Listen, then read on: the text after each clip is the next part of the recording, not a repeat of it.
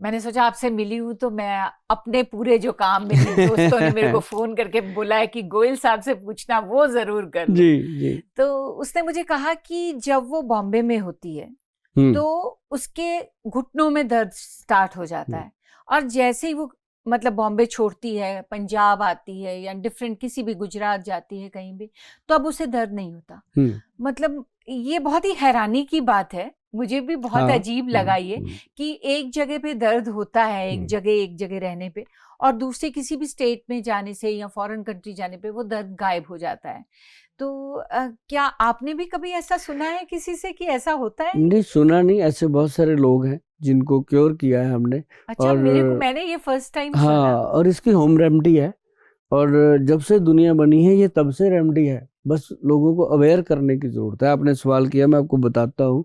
मुझे अच्छा लगता है जब कोई ऐसे पूछते हैं बात। अब मेरे पास ना जी बहुत ज्यादा एनआरआई लोग आते हैं जी, फॉरेन से। हाँ। तो वो आते हैं मतलब घर से कि पहले जाके गोयल साहब को मिलना है, उनसे बात करनी है कि बहुत ज़्यादा पेन हो रहा है गोयल साहब, हमने इंडिया में अभी 1 महीना रुकना है, कुछ ऐसी दवाइयाँ प्रोवाइड करवा दो ताकि हम इंडिया में जब आए हुए हैं तो हमें दर्द ना हो, हम ठीक रहें जी। तो वो कहते जी जैसे ही हम इंडिया आते हैं 2 दिन घर पे रुकते हैं, आपको मिलने का अपॉइंटमेंट नहीं, क्योंकि हमारा अपॉइंटमेंट नहीं मिल रहा डायरेक्ट लोगों को, एक 1.5 महीने की वेटिंग है।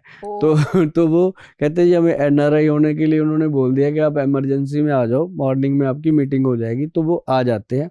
तो कहते गोयल साहब जब हमने आपकी बुकिंग तो करवा ली, हफ्ते के बाद की बुकिंग मिल गई, जैसे हफ्ता निकल गया तो हमारे दर्द तो गायब हो गए। हमें लगा कि अब क्यों मिलना गोयल साहब को। कहते लेकिन हम मिलने आ गए कि फीस तो दे रखी है, चल सलाह मशवरा कर लेते हैं। तो मतलब ऑनलाइन फीस जमा हो जाती है। तो कहते चलो आए हैं तो सलाह मशवरा कर। जब वो ऐसी बात करते हैं तो मैंने उनको बताया, मैं कहा भाई बात सुनो, क्यों हम कहते हैं कि देश की मिट्टी, आप जुड़े हुए हो ना अपनी मिट्टी से। कहते बिल्कुल जुड़े हुए हैं गोयल साहब, हमें तो पल पल याद आती रहती है। तो मैं कहा वो क्या चीज है कि एक तार जुड़ा हुआ है, जो कच्चा धागा है, वो जुड़ा हुआ है, वो कभी नहीं टूटेगा। तो उसकी वेव्स है हमारे शरीर के अंदर।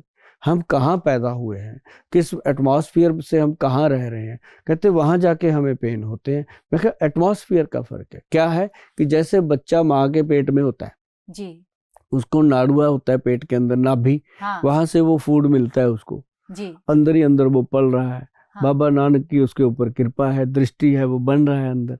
तो वो जब वो बाहर आता है, जन्म लेता है बच्चा, अब बाहर आते ही आप देखिए उसका एकदम घोर मतलब अंधेरी कोठरी से जैसे किसी इंसान को एकदम रोशनी में ले आते हैं, तो एटमॉस्फेयर चेंज होता है, और उसका वहाँ का जो स्मेल है, हर स्मेल चेंज हो गई, उसकी हर जो वातावरण है बाजू में वो चेंज हो गया। तो फिर उसको क्या करते हैं मैडम, आपको पता है?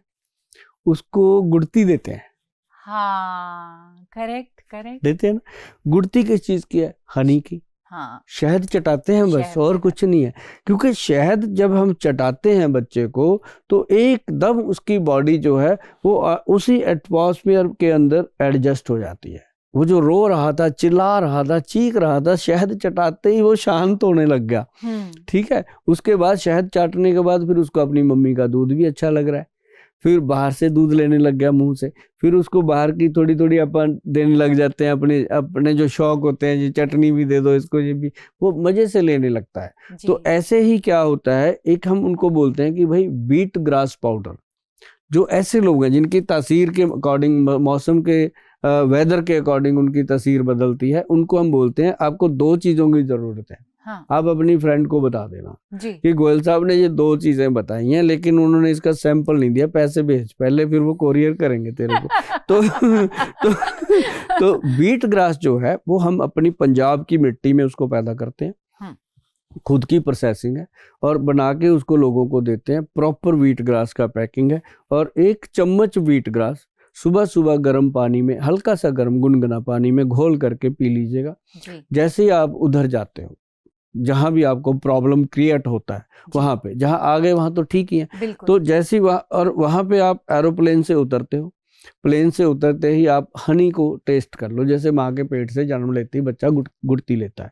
अच्छा। आप हनी को मुंह में डालो, 1 चम्मच खा लो, ऊपर से आप चाय दूध जो पीना है पी लो, तो आप देखिएगा आपके अंदर वो 1 2 3 4 बार में जाकर के बिल्कुल चेंज आ जाएगी और आप देखेंगे कि वो चीजें बदल गई हैं। अरे ये तो उसके बहुत बाद ही आसान तरीका है हाँ, ये तो। उसके बाद लोग गोयल साहब का थैंक यू करना भी भूल जाते हैं क्योंकि पैसे तो लगे नहीं, ऐसे ही बता दिया।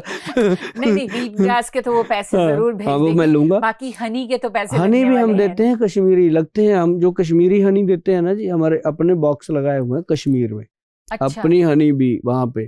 तो वो जो कश्मीरी असली हनी होता है वो मार्च तक हमारे पास मिलता है। मार्च के बाद जो लोग ले गए, जो रह गए सो रह गए। अच्छा। उसके बाद नहीं मिलता वो। हाँ। वो थोड़ा सा आता है, वो हम देते हैं लोगों को। उसकी कीमत मार्केट के हनी से 6-7 गुना ज्यादा होती है और वो हनी अलग ही चीज है। नहीं तो वो नहीं मिलता तो कोई भी हनी ले, हनी की कोई प्रॉब्लम नहीं है और असली होना चाहिए बस। उसको खाने से असली तसीर की बदल अभी कैसे पता चलेगा, आजकल तो हर चीज में मिलावट। ना, जिस पे वैद्यवान लिखा है वो असली है, मैं तो ये कहता होता हूँ। क्योंकि वैद्यवान की स्टैंप तब लगती है जब हमारे वैद्य जी संतुष्ट होते हैं, हम संतुष्ट होते हैं और हमारी जो सरकार है, आयुष डिपार्टमेंट संतुष्ट होता है, तब जाके उसको असली का मार्का मिलता है। चलिए देखिए, मैंने तो फ्री में सलाह दे दी। जी धन्यवाद मैडम जी आपका।